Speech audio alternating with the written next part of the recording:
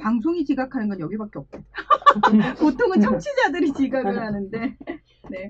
여러분들이 지나치게 부지런하셔서 그래요. 아니, 왜, 그러니까 항상 목마르나 봐. 송 작가님 목소리에는 항상 목말라서 애가 달나 봐. 그래도 그 오전보다 목소리가 많이 풀렸어요. 네, 오전에는 막 그 코로나다, 비염이다, 뭐 이런 그 목소리 이상하다는 얘기가 많았는데.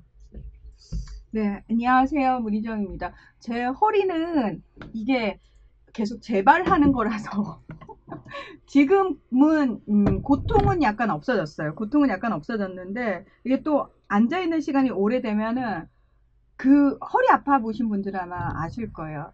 오래 앉아 있다가 갑자기 일어나면 허리를 이렇게 한 번에 못 펴요. 예. 그러니까 한동안에 한 1분 정도 이렇게 굽혀 있다가 서서히 펴지는, 예, 그런 상황이라는 거. 앞으로 평생 이러고 살겠지? 네. 진 엘리사벳님께서 문하나님 지난주 속상하셨죠? 힘내세요. 송 작가님도 고미 작가님도 하셨는데, 네. 속상했어요. 진짜 속상했어요. 네. 왜냐하면은, 제가 방송을 하면서 저희는 사실 저희의 의견만을 강요하는 것이 아니라 여러분이 올바른 판단을 하실 수 있도록, 그러니까 여러분이 판단을 내리는데 근거가 될 수 있는 것들을 제시해주는 입장이거든요.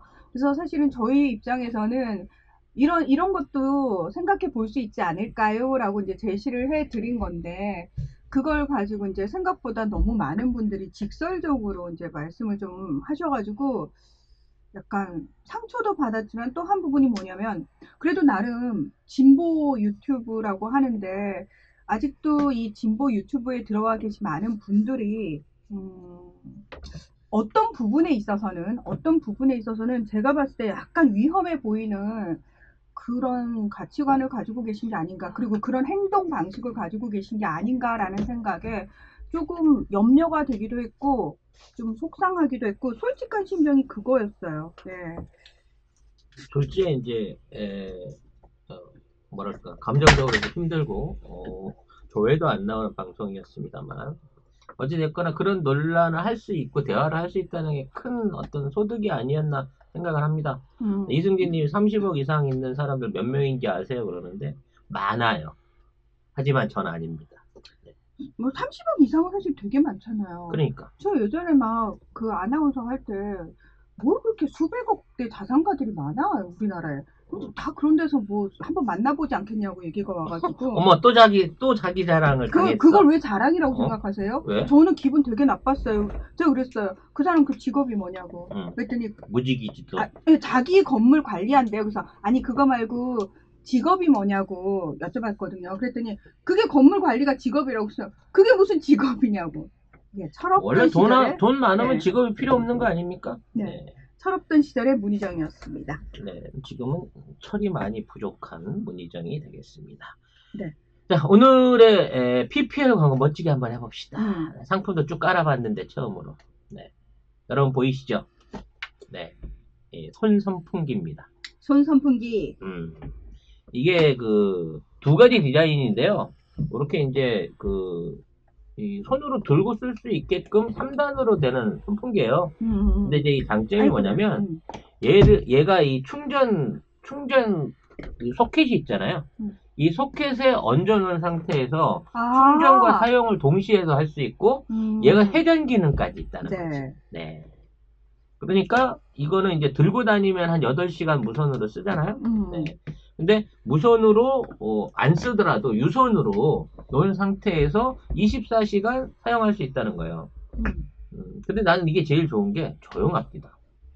생각보다 소리가 크지 않아서. 네. 모터 소음이 굉장히 조용하기 때문에 실제 이제 그 탁상용 선풍기로 쓰기에 충분히 좋은 제품이라는 생각이 들어요. 그러면 저희가 지금 방송하는데 일단 틀어놨잖아요. 그렇죠. 혹시 여러분 그 소음이 좀 큰가요? 어떤가요? 한번. 예. 이게 최대 소음이고요. 꺼졌구나. 네. 1단계 정도를 틀어놓고 있는데 거의 저기가 소음이 안 들리는 정도의 수준인 것 같습니다. 충전기를 빼셔야 단계가 올라가죠. 아니 눌러도 꽂은 상태에서 올라가요. 이렇게. 아니 그래요? 아, 이거 벌써 사신 분도 있네요, 우리 박미선님. 아, 이게 지난주에 나온 상품인데, 네. 요게 물건 디자인 색깔이 화이트 핑크 두 가지인데, 네. 이 두 개 합쳐서 12,900원이거든요. 두 개 합쳐서 12,900원. 네. 네. 이게 한 대에 6,000원 거의 조금 넘는 수준인 거라, 사실 엄청나게 싼 거예요, 이 정도면. 이게 네. 송 작가님이 드니까 사이즈가 약간 감이 안 오시나 봐요. 제가 한번 들어볼게요. 네. 이게 뭔 비교지? 네, 요 정도 사이즈 이 느낌이요. 이거 핑크핑크 들고 다니면 완전히 약간 오늘 문 하나 핑크 드릴 테니까, 네. 핑크핑크. 네, 저는 개인적으로 초록색을 훨씬 좋아합니다만. 네. 하여튼 이게 여름 본격 되기 전에 미리 잡아 놓으세요. 이 정도 가격에 두 개 장만해 놓으시면 진짜 편하게 쓰실 것 같다는 생각이 드네요. 저희도 재고 소진되면 더 없습니다. 제가 알기로 이 업체 사장님이 이 파켓몰의 판매 능력을 우습게 보고, 네, 물건을 조금만 보내셨어요. 조금만 보냈어요. 그래가지고 본때를 보여주기 위해서 물건 떨어지면 없습니다, 여러분. 네. 자, 무료 배송 맞냐고. 네, 맞습니다. 네. 파켓몰은 무조건 무료 배송이에요. 아니, 무조건 아닌 것도 있었으니까 문제인 거지. 없어. 네, 실제 없어. 이제는 없습니다. 네. 네. 그 회원 가입을 반드시 하시라고 말씀을 드리는 게, 회원 가입을 하면은 그때 이제 본인이 응원하는 방송을 체크하는 게 나와요. 근데 거기에 이제 두 번째가 송중기라고 나와요. 저는 한참을 찾았잖아요. 근데 송중기였어요. 송중기. 네. 방송 이름이 송중기예요. 네, 송중기였어요. 생긴 그래서. 것도 비슷하지만 방송도 송중기라는 거. 그래서 정말 내키지 여보세요? 않지만 손가락이 네, 누구랑 얘기하니? 네. 내키지 않지만 손가락이 송중기를 눌렀다는 네, 그렇습니다. 네. 일단 얘가 이제 안전 회로가 들어있어서 화재 염려가 없고요. 제가 손가락이 굵어서 안 들어가는 게 아니라 이게 굉장히 촘촘해요. 맞아. 촘촘해요. 아이들 안전에도 도움이 되고, 이게 날개가 7렵인데다가 이렇게 꺾어지기까지 하거든요. 좌우로 돌아가기까지 하거든요. 그래서 애들한테 쥐어줘도 사고 날 일이 없고 안전하고 화재나 위험 요소가 떨어지는 제품이기 때문에 저는 이제 이게 주력 상품으로 많이 팔렸으면 좋겠습니다만 재고가 없는 게 좀 아쉽네요. 네. 그리고 목에 걸고 다니는 거 사실 한동안 되게 유행했는데 이게 사실 전자파 때문에 목에 거는 건 좀 하지 말라고 얘기를 하잖아요. 그때 그랬어요. 그래가지고 차라리 이거 두 개를 어깨뽕 대신에 넣고 다니시면 어떨까 싶은 생각이 드네요. 이거를 소장품 중에 이게 실드를 못 치겠다 진짜. 이게 소장품 중에 이런 게 손목에 거는 스트립이 있는데요. 이게 누구 손목에 들어가라는 거야 이게? 손잡이 들어가네요. 들어가면 못 찐다니까? 아 왜요? 아니 이게 왜요? 이걸 왜 못 지어요? 아니 나는 이게 손바닥이 아니, 거기 이렇게 안아서 못 남는데? 찐다고. 아 짜증나. 네, 사람 봐서 해야 되는데. 네. 아니에요. 웬만한 남자들 뭐 꼭 손에 걸어야 되겠습니까? 그냥 드시면 되죠. 네. 하여튼 장식용으로 달아놓으세요. 안전성과 가격과 기능 면에서 굉장히 뭐랄까 시그니처한 제품. 좀 냉장고도 아닌데 시그니처 붙이긴 그렇지만 굉장히 파켓몰의 정신을 대변하는 상품이 아닌가라고 생각을 해봅니다. 지금 주문했다고. 전자파 걱정되면 이 방송 못한다고. 그렇죠.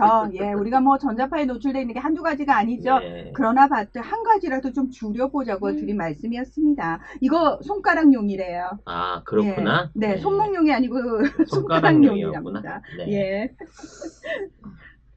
네. 색깔이 두 가지라는 말씀이었어요. 네. 그리고 디자인도 두 가지 종류. 원형하고 사각형이 있고 색상도 화이트하고 핑크 이렇게 있습니다. 본문 얘기를 가시죠. 오늘은 빨리 끝내고 싶은 마음입니다. 아, 네네. 제가 오늘 일정이 굉장히 바빠서. 알겠습니다. 네. 일찍 나름 시작하셨습니다. 바빠요, 저도. 네. 아니요, 원래 바쁘신 분인 거 알고 있습니다. 예. 네. 소득이 좀 없어서 바쁜 거지. 네. 방금 방송은 소음에 묻혀서 방금 멘트는 없는 걸로 하겠습니다. 아이 짜증나게 시리. 예, 소득 없는 송 작가님. 그러나 여러분의 후원으로 만들어지는 아름다운 송 작가 TV입니다. 저기 자율 후원 감사합니다. 그거 띄워주세요. 네. 네, 그걸 왜 안 띄워주십니까? 그렇죠. 전혀 자율적이지 않은 것 같은 느낌적 느낌. 그러나 자율 후원이라는 거 슈퍼챗으로 쏴주셔도 좋고요. 여기 계좌 보이시죠? 이 계좌로 쏴주시면은 그냥 새는 돈 없이 누수되는 수수료 없이 턱 하고 송 작가님한테 가서 붙는다는 거. 그리고 그 돈은 절대 스포츠 토토로 가지 않아요. 아무 걱정하지 마시고 네, 송 작가 네. TV 제작비로만 쓰이니까 마음 놓고 쏘시면 되겠습니다. 쏘세요. 준비하시고 쏘세요. 나 옛날에 아, 오늘 멘트 독하다. 네, 복권 방송 보면서 그거 되게 꼭 하잖아요. 응. 준비하시고 쏘세요.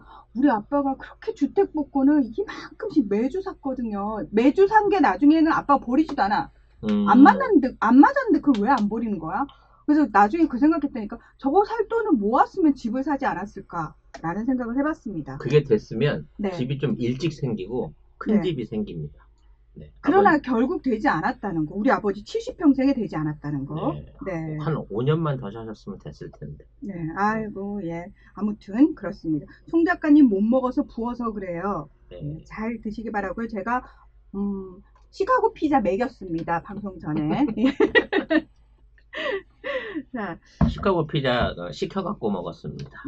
제가, 예, 드렸습니다. 네. 자, 오늘은 르완다 대학살 이야기부터 시작을 할 건데, 왜냐하면은 지난 16일에 프랑스 파리 교회에서 이 르완다 학살 사건으로 국제 지명수배를 받아온 그 주범이 26년 만에 체포가 됐다는 소식이 있었습니다. 사실 우리가 르완다 얘기가 네. 아프리카 얘기고 또 사실 이 시기에 우리도 힘들었어. 그래서 르완다에 뭐 그런 내전이 있어. 그 당시에는 뉴스에서 많이 들어도 이게 크게 피부에 접하지 못했거든요. 그때가 1994년이거든요. 네. 근데 그 1994년이면은 우리가 물난리가 크게 났던 해 아닌가요?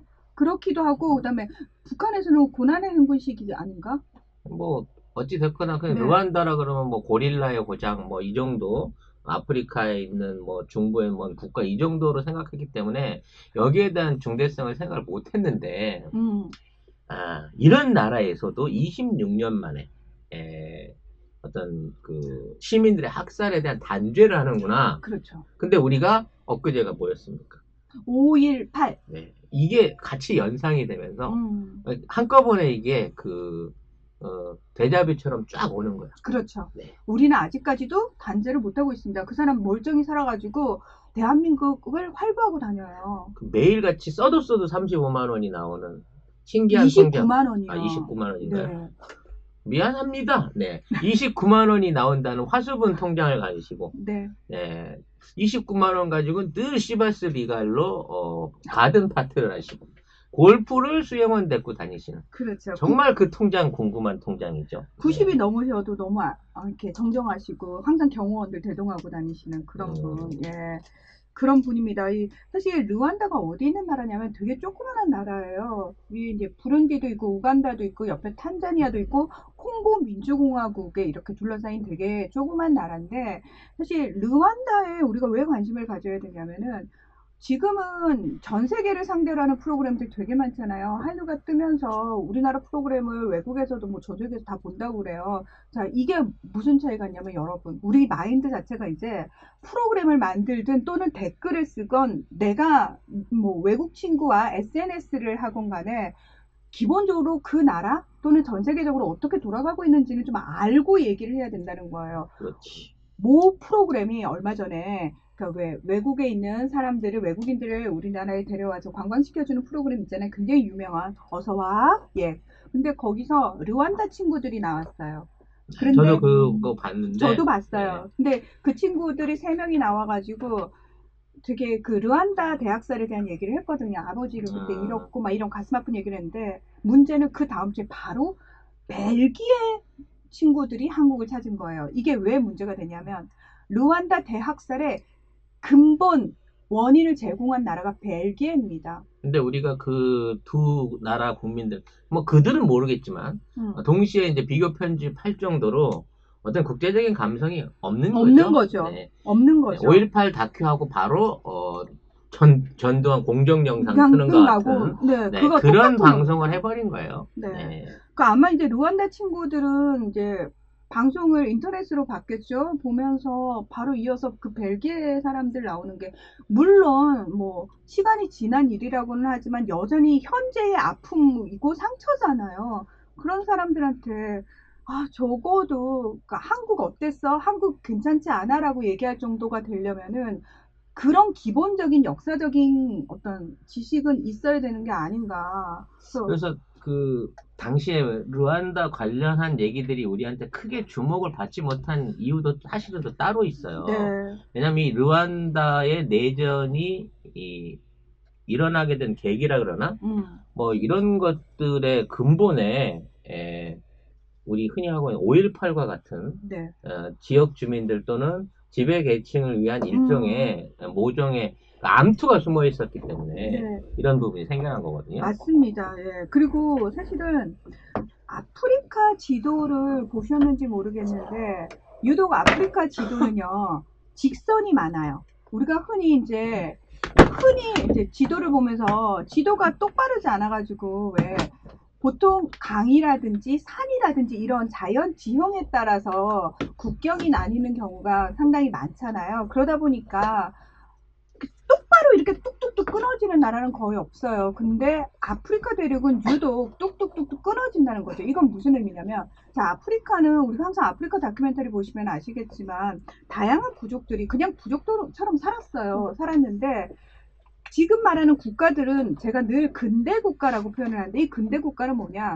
제국주의 열강이 들어와서 식민지를 하면서 지네끼리 나눠 먹게 하기 좋기 위해서 그냥 뚱뚱 자른 거예요. 그러다 보니까 전혀 상관없는 부족들이 한 나라로 묶이기도 하고 또는 한 부족이 뚝 떨어져 가지고 다른 나라로 나뉘기도 하고 거기서부터 모든 비극이 시작이 되는 겁니다.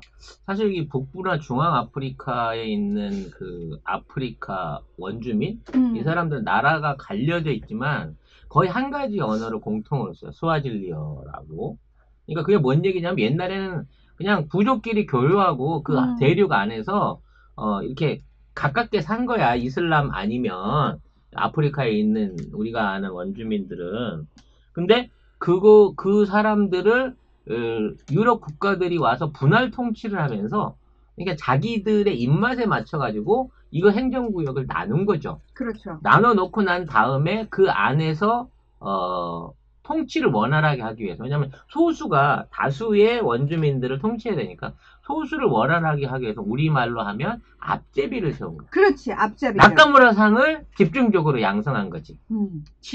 친일파들 옛날에 양성하듯이. 친일 매국노들을 양성하듯이 그런 식으로 이제 그 나라에 들어가서도 그런 짓거리를 많이 했는데 특히 이제 이렇게 부족이 많이 나뉜 아프리카에서는 한 부족이 다른 부족을 지배하게끔, 그러니까 예를 들어서 제국주의 열강이 들어가서 한 부족을 우대해 주는 거예요. 우대해 주면서 아, 니들은 우등한 부족이야.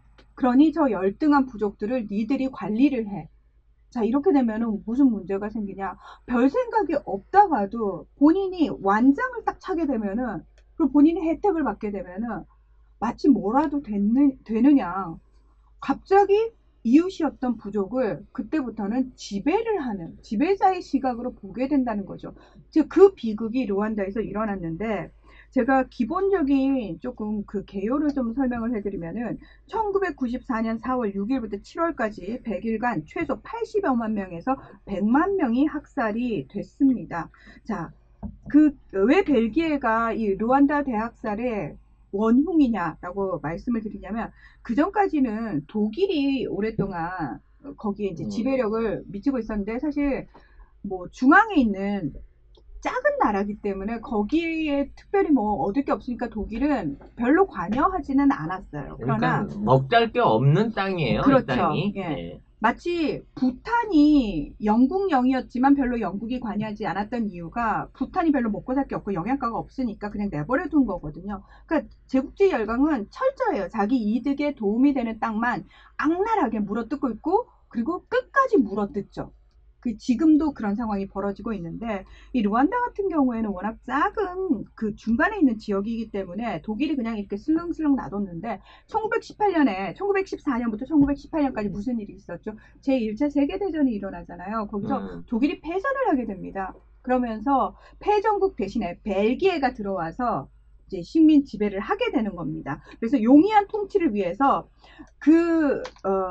루안다 지역에 투치족과 그리고 후투족이라고 있었는데 투치족은 한 14%, 후투족은 80%가 넘어요. 그러니까 다수가 후투족이에요. 근데 이들이 약간 다르게 생겼어요. 투치족은 키도 좀 크고 약간 얄쌍하게 생겼다면, 약간 마사이족 닮은. 그렇죠. 약간 그러니까 날렵하게 생겼다면 후투족은 약간 코도 이렇게 탁 펑퍼짐하고 전형적인 아프리카인. 그러니까는 그 옛날 복서 무가비라는 그 우간다 복서가 있었는데, 예, 무가비처럼 생겼죠. 그래서 진짜 아프리카 네. 흑인처럼. 그러니까 똑같은 흑인이어도 약간 다르게 생겼는데 이 벨기에가 무슨 짓을 하냐면은 이 소수의 투치족을 상류층으로 만들어줘요. 이들에게 각종 혜택을 주는 거죠. 쉽게 말하면 다수인 종족 안에서 그 앞잡이를 안 고르고 그렇죠. 일부러 소수인 사람한테 고르는 거야. 그래야만 지들이 위기감을 느껴서 더욱 충성을 하고 그렇죠. 밑에 있는 이제 지배 계급들한테는 후투들한테 이제 심하게 할 거거든. 그렇죠. 더 악랄하게 할 거거든. 그러니까 옛날 우리 그 순사 앞제비들이 외놈보다 더 지독했다라고 얘기를 듣는 게 걔네들이 동네에서 잘 나가는 유지 출신이 아니야. 그렇지. 마름이나 하든 맞아. 무슨 뭐 종이나 뭐 하든 아니면 동네에서 제일 핍박받던 놈을 잡아다가 얘한테 완장을 채워주니까 얘가 눈이 뒤집혀가지고 막 오버 액션을 하는 거야. 근데 잘한다 잘한다 그러고 얘를 키워주니까 이게 이제 걷잡을 수 없이 이 막 나가는 상황을 만든 거고 다수이면서 벨기에 눈치 보면서 쟤한테 지금 그 뭐랄까 억압당하고 있던 입장에서는 너 언제 나중에 후투 정도 나중에 뒤집어지기만 해봐봐 이러면서 이제 언제 한번 뒤집어질 날을 기다리고 있었던 거죠. 그렇죠. 그러니까 뭐 차별 당하는 입장에서는 그 지금 말씀하신 게 민주화 운동하다가 변절한 사람들이 더 악랄하게 왜냐면 자신을 증명해야 되거든. 악랄한 놈 갑자기 몇 명 생각나네요. 머릿속으로 확 지나가시죠. 예. 그 악랄이 무성했던 사람부터 싼 시작해갖고 기업들이 그러는 이유가 네. 뭐냐면 본인이 변절했기 때문에 그 변절을 덮기 위해서 더 악랄하게 구는 겁니다. 자기를 증명해야 되거든요. 예. 그래서 아무튼 자 이게 벨기에가 어느 정도까지 하냐면 1935년에는 투치족, 후투족 그리고 아주 소수의 트와족 그리고 귀한 외국인으로 식별 카드를 아예 만들어줘요. 그러니까 본인의 신분증처럼.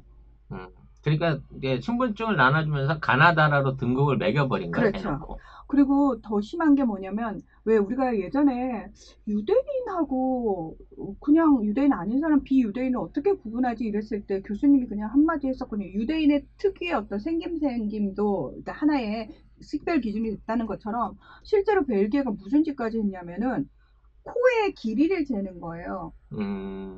왜냐면 투치족이 키가 크고 이렇게 얄쌍하다고 그러잖아요. 코가 조금 더 길어요. 그러니까 토치족은 말상이고 후투족은 고릴라상이고. 그렇죠. 약간 이렇게 동글동글하거든요. 그래서 심지어 그렇게까지 해가지고 악랄하게 나누어 놓은 겁니다. 그래서 1962년 7월에 벨기에로부터 독립을 했지만 문제는 거기서 시작이 되죠. 후투족이 수십 년간 당했던 그 울분이 이제는 다수잖아요. 다수기 때문에 뒤집어 엎는 거죠. 근데 여기서 벨기에가 또 나쁜 짓을 합니다. 무슨 짓을 하느냐? 이번에는 후투족한테 지원을 해줘요. 투치족하고 싸움이 붙었는데 투치족 실컷 키워줬다가 이번에는 자기네가 딱 상황을 봤을 때 후투족이 이제 다수거든. 그럼 얘들이랑 사이좋게 지내야 될 것 같은 거야. 그래서 후투족을 지원을 하는 이런 파렴치한 행동을 또 하는 겁니다. 그러면서 일종의 니들이 그동안 당했으니까 마음 놓고 복수 한번 해! 라고 하는 복수의 장을 열어줘 버린 거예요. 그렇죠. 근데 이거를 이게 이제 쌓아왔던 어떤 감정이 폭발하면서 사람들을 해칠 수 있는 뭐 이런 여건을 이제 조성했다고 하는데 이걸 단순하게 그냥 감정적으로만 조성했으면 손찌검으로도 끝날 수 있었을 거야. 손찌검. 쉽게 말해서 몇 대 쥐어박거나 네. 재산을 뺏는다든지 걷어차는 걸로 끝날 수 있었을 거라고. 학살을 하라고 무기를 사줘요. 그것도 비싼 건 안 사줘. 칼을 사줘, 칼. 그 왜 정글에서 쓰는 좀 넓은 정글도 거 있죠. 네. 마체테라고 하는 그 칼이 있어요. 그게 이제 후투족들이 주로 사용하던 칼인데 이게 이제 어떤 문제가 또 생기냐면 후투족이 내부에서도 왜 우리 내부에서도 그런 얘기 하잖아요. 역사적으로 올바르게 진실 규명이 채 되지도 않았는데 다 묻고 용서합시다. 라고 얘기하는 사람들이 또 있을 수 있잖아요. 근데 후투족 다수족 안에서도 온건파와 강경파가 좀 나뉘는 거예요. 근데 뭐 온건파라고 해서 나쁘다는 의미가 아니고 저는 그냥 해결 방식이 좀 달랐던 건데 이제 강경파들 이 강경파들이 거의 극단주의 수준의 강경파들이 있었던 거예요. 지금 이슬람 테러 조직처럼 극단주의적인 후투족들은 이 울분을 그냥 이렇게 해결한다고 될 문제가 아니었던 거예요. 근데 자, 1962년에 독립을 했죠. 근데 1994년에 지금 대학살이 벌어지거든요. 거의 20한 7, 8년을 사이가 그냥 사이좋게 살다가 사이좋게 사는 게 어. 아니고 그 사이에도 사실은 약간의 학살이 있긴 했지만 이 정도의 이렇게 심하진 않았거든. 심하진 않았죠. 그러면 왜 20년이 지나서 왜 이렇게 폭발을 했을까? 그 시대적 배경을 조금 아셔야 되는데 르완다는 커피가 유명해요. 그래서 커피 재배로 사실 좀 쏠쏠하게 돈을 좀 만졌어요. 근데 커피 재배를 하려면 여러분들 아시겠지만 숲을 다 밀고 거기를 커피 농장으로 만들어야 돼요. 그리고 그죠? 굉장히 많은 노동력이 필요하답니다. 커피가. 네. 그러다 보니까 이렇게 커피로 돈을 좀 만질 때는 사람이 약간 경제적으로 풍요로워지면은 조금 여유가 생겨요. 근데 1980년대 후반에 국제 원자재 가격이 폭락을 하면서 커피값도 같이 폭락을 합니다. 그래서 국가 재정의 위기가 오니까 빈민층이 증가를 하잖아요. 그러면서 계속 정권에 불만을 얘기하죠. 우리 먹고 살게 해줘라. 그러니까 후투족 정권이 의도적으로 언론을 동원해가지고 그 화를 그 후투족들의 어떤 분노를 어디로 돌리냐? 외부의 적인 투치족한테 돌리는 겁니다. 그러니까 그동안 쭉 지배 계급으로 살았고 지금이 이제 독립하고 난 다음에 입장이 뒤집혀가지고 핍박을 받고 있는 이 투치족들한테 화풀이까지 여기다 다 해버려. 라는 방식을 활용한 거죠. 그렇습니다. 마치 이제 이게 좀 심하게 비유를 하자면 5.18 때 말하자면 부산 마산을 갈 것인가 광주를 갈 것인가를 놓고 선택하는 과정하고 비슷한 거예요. 누군가를 희생양을 삼아갖고 지금에 있는 이 정치적 불안이라든지 국민의 불안을 가라앉혀야 되겠는데 어디를 선택할까라고 했을 때 얘네들은 아무런 거슬림 없이 얘네들을 잡자라고 하는 투치족을 선택을 한 거죠. 투치족에다가 마음껏 풀어버려 그리고 방조를 해버렸다는 거죠. 네. 그 결국은 경제적 위기로 인한 양극화와 그리고 높아진 청년 실업률 등으로 민심이 흉흉해지자 극단주의적인 사고가 이제 활개를 치기 시작하고 이걸 정권이 교묘하게 잘 이용을 했다. 이렇게 말씀을 드릴 수가 있는데 이게 르완다 대학살이 딱 발발하게 된 직접적인 계기가 언제냐면은 1994년 4월 6일에 이 후투족 출신의 르완다 대통령인 쥐베날 하베리마나와 그 옆에 바로 붙어 있는 조그마한 나라가 있어요. 부룬디. 부룬디라는 나라에도 후투족이 많이 살거든요. 그래서 여기에 대통령인 시브리엥 은타랴미라가 함께 비행기를 타고 있었는데 이 비행기가 격추됩니다. 그러면서 격추의 추락이에요. 공격받았다는 공격받았어요. 증거가 있었나요? 그때 네. 없었다고 들었는데. 요격 사건으로 사망을 했다. 이렇게 얘기가 나오거든요. 네. 누가 죽였는지 모르는 거야. 일단은 요격을 받았어요. 공격을 받은 게 맞아요. 제가 나중에 그 증거까지 말씀을 드릴 텐데.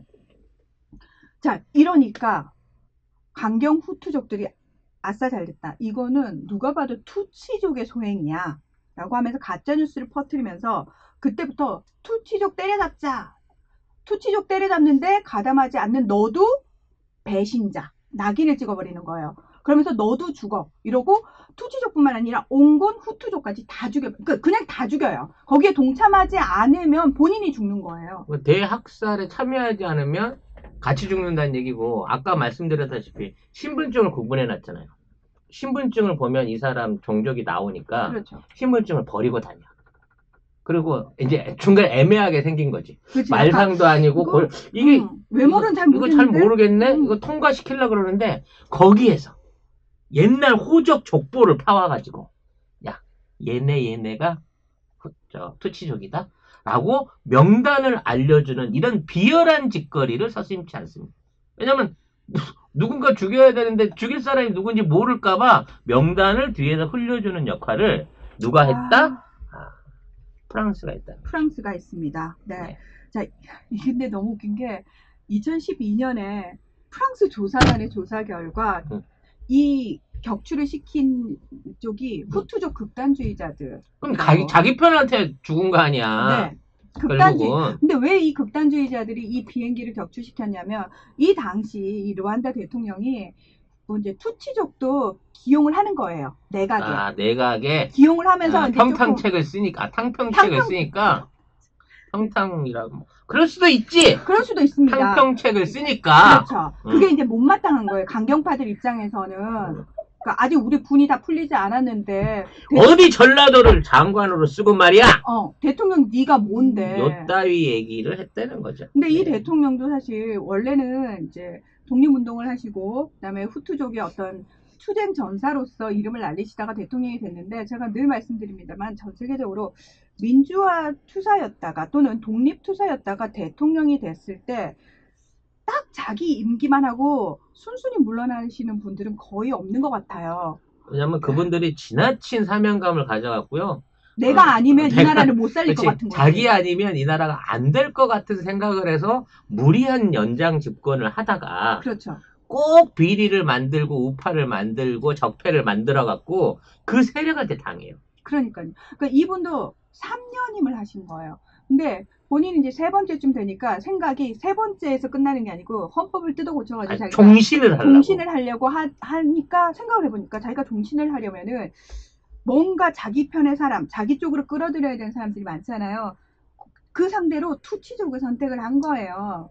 그러니까 명분도 얼마나 좋아요. 유신헌법을 통과시키기 위해서 내각에 지금까지 전혀 상종을 안 해주던 사람들을 끌어들이려는 모습을 보고 3년이면 한 것도 배알이 꼴린데 이제 봐봐 이것도 이제 종신으로 가려고 이제는 뭐 옛날에 저까지 끌어들이네 이거 안 되겠구만. 그래서 빵 궁정동 총소리 같은 상황이 일어나게 된 거야. 이거 따져놓고 보면 아프리카에서 일어난 일이지만 우리나라에서 일어났던 정치적 사건이랑 되게 비슷해요. 되게 비슷해요. 네. 그리고 이제 여기서 처음에 이제 그 계기를 제공한 게 벨기에라고 제가 말씀을 드렸고 아까 그 명단을 제공한 게 프랑스라고 말씀을 하셨잖아요. 이 프랑스는 그 마체테라는 칼의 구입 비용을 빌려준 나라예요. 빌려준 거야? 네. 칼을 사준 게 아니고? 네. 그러니까 르완다 신정부가 들었었을 때 이 비용이 10억 불을 갚으라고 아니 뭔 자격증을 칼값이 내밀었어요. 10억 불이야? 네. 그러니까 와. 쌍욕 나오죠. 프랑스 이렇게 되죠. 아니 아프리카 사람들한테 인구도 뭐 한 800만에서 나눠줘봐야 한 500만 자루 나눠줬겠구만. 500만 자루에 1조 원을 받으면 이거 칼 한 자루에 얼마씩 받은 거야 얘네들은? 그래서 웃기지도 않는다. 네. 2017년에 르완다 정부가 미국의 법률 회사인 커닝햄 레비 뮤즈에 위촉해서 이 조사 보고서를 좀 작성하도록 했는데 일명 뮤즈 보고서입니다. 자, 이 보고서 내용을 좀 설명을 드리면은 당시 프랑스와 미테랑 대통령의 프랑스 정부는 학살에 참여한 르완다 군과 경찰을 훈련하는 한편 투치족 살해 대상자 명단을 작성하는 데 도움을 줬고요. 고위 프랑스 관리들은 투치족에 대한 비방에 참여함으로써 집단 학살 논리를 만들어준 거예요. 언론까지 좀 이렇게 부풀려졌구나. 네. 저기는 빨갱이들이 설치고 있어. 국가 내란 음모가 일어나고 있어. 안에선 방화와 약탈이 일어나고 있어. 이런 내용들을 뿌렸군요. 그러니까 프랑스가 그러면 왜 그때 그랬냐? 당시 르완다에서 영국과 미국의 영향력을 좀 배제시키고 자국의 영향력을 확대하기 위해서 르완다 임시정부를 지원을 한 겁니다. 그 선택을 한 건데 문제는 프랑스는 지금까지도 사실 끝까지 사과를 하지 않고 있는데 당시에 이 그 투치족 출신의 좀 투사였던 폴 카가메 현 르완다 대통령이 1994년에 르완다를 탈환한 후에 프랑스의 이전 정부 지원에 반발해서 르완다의 공식 언어를 프랑스어에서 영어로 바꿉니다. 그러면서 프랑스 정부에 공식 사과를 요청을 했지만 프랑스는 사과하지 않았어요. 그러나 벨기에는 몇 번 사과하기는 했어요. 근데 이게 단순히 사과한다고 끝낼 문제가 아니고 배상 문제라든지 현실적으로 지금 현재의 아픔이고 상처인 부분에 대해서 벨기에가 어떤 식으로까지 책임을 져야 되는지에 대한 그 후속 얘기는 없는 거예요. 그냥 사과만 하고 네, 사과는 배상을 했어요. 한다든지 뭐 이런 거에 대한 거는 그건 니네 나라 내전이잖아 라는 식으로 입을 딱 씻었군요. 그래서 이게 르완다 대학살입니다. 그래서 현재의 지금 많은 사람들은 자기 가족을 그때 르완다 대학살 시절에 잃었잖아요. 잃었는데 그게 여전히 살아있는 역사인데 그걸 우리가 아무리 멀리 떨어져 있는 나라라고 해도 몰라도 너무 몰랐다. 예. 근데 그 뭐랄까요? 좀 제가 그 심하게 나가는 얘기까지 하면 네. 당시 이제 5.18이라고 하는 끔찍한 사건이 있고 군대가 동원되고 뭐 이러한 과정 중에 미군의 묵인이 있었다. 네. 라는 얘기가 있어요. 있었잖아요. 왜냐면 그 공수부대가 그렇게 집단적으로 이렇게 움직이는데 충격을 하는데 미국이 예. 몰랐을 리가 없거든요. 그 한미 연합사령부가 몰랐을 몰랐을 리가 리가 없기 없죠. 때문에 이러한 사안의 발표라든지 이런 단계 안에 미국의 모종의 묵인 내지는 방조가 있었다라고 하는 책임론이 있어요. 네. 근데 지금 그런 얘기는 정치권에서 아예 이슈화될 그 여지가 전혀 없는 거나 마찬가지거든요. 사실 지금은 뻔히 죽은 사람이 있는데 누가 총을 쏘게 했는지 모른다라고 하는 것도 안 밝혀지는 수준인 거잖아요. 네. 그나마 우리나라가 이 정도 수준일 건데 르완다에서 지금 옛날 학살의 어떤 그 주범으로 의심받는 80세 후반의 노인네 하나 잡았다고 해서 과거 역사를 다시 되돌리고 여기에 대한 정당한 평가와 보상을 받을 수 있을까요? 르완다는 못해도 우리는 받아야 되지 않을까요, 여러분? 네. 르완다는 못할 수밖에 없는 상황이었어요. 왜? 걔네들은 말 그대로 같은 국민들이라고 하지만 어떤 수준, 어떤 그 이간질에 의해 가지고 민간인대 민간인의 경우로 일어나 가지고 이게 되는 거지만 우리 같은 경우에는 군이라고 하는 뭐랄까 그 정해진 조직 하에서 고의적인 명령과 고의적인 방조에 의해서 만들어진 사건이잖아요. 여기에 대해서는 책임져야 될 부분이 분명히 있지 않겠습니까? 군이 아니고 사실은 최고 결정권자가 한 행동이잖아요. 그러니까 그러니까 충분히 르완다하고는 약간 상황이 다른 게 르완다에서도 이렇게 책임자 처벌에 대한 얘기 나왔거든요. 지금 그 잡히신 분은 그 정말 수많은 투치족과 온건파 후투족을 살해하는 그 민병대를 본인이 만들었고 거기다 자금을 댄 그 당시 엄청 부유한 사업가였는데 그런 식으로 방송국도 하나 가지고 있었는데 그 방송국에서 계속 어떤 방송을 하냐면 투치족을 잡아 죽여야 된다라는 식의 어떤 선동 방송을 했던 사람이거든요.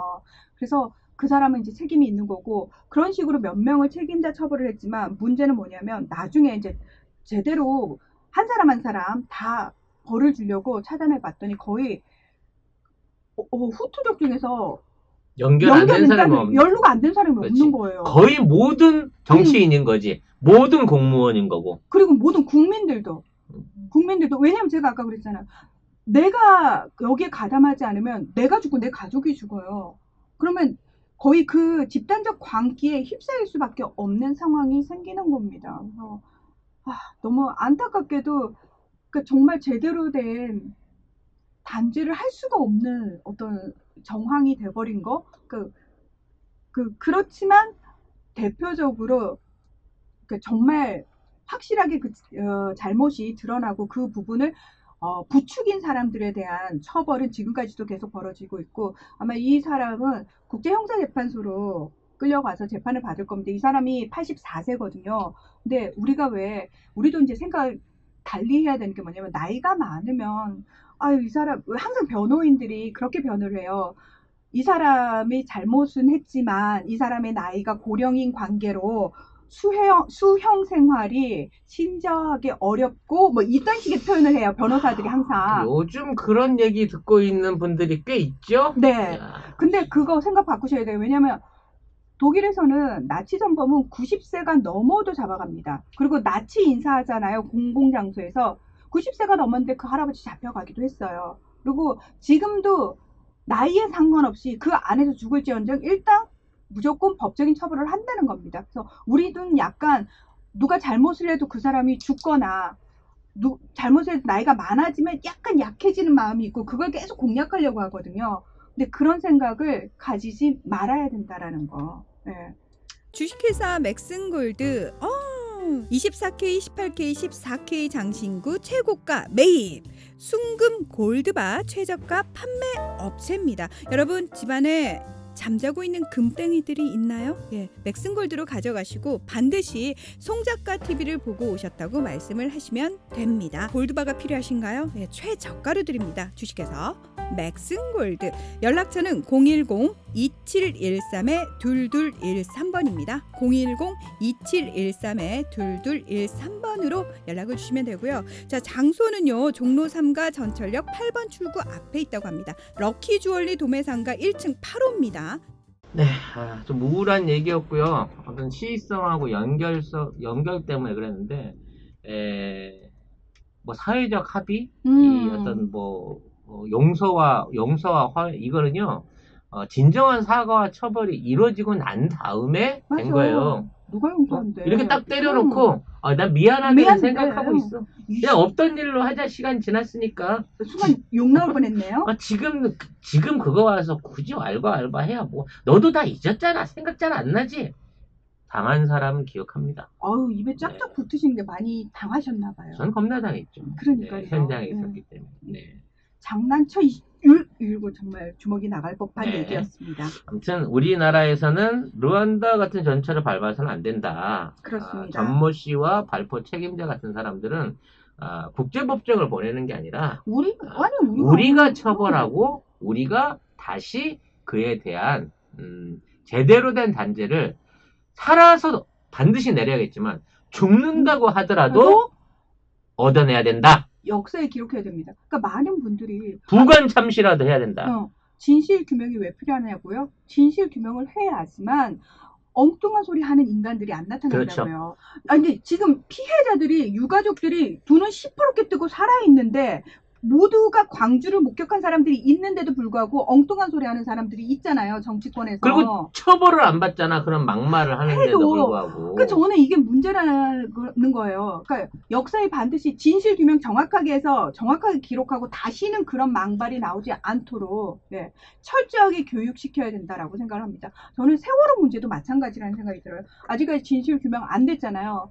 시간이 몇 년이 지났는데 진실규명이 뭐가 중요하냐라고 아직도 왜 거기에 목매고 있냐라고 묻는 사람들에게 진실규명을 해놔도 헛소리 찍찍하는 사람들이 걸핏하면 나타나서 많은 사람들의 상처를 후비고 있는데 진실규명조차 되지 않으면 시간이 지나면 정말로 얼마나 더 많은 사람들이 그들의 아픔을 건드리겠냐고요. 그러니 더 늦기 전에 빨리 진실 규명해서 역사에 정확하게 기록하고 다시는 거기에 대해서 반론이나 엉뚱한 소리 못하게 만들어야 된다라는 겁니다. 박근혜는 탄핵을 당했죠.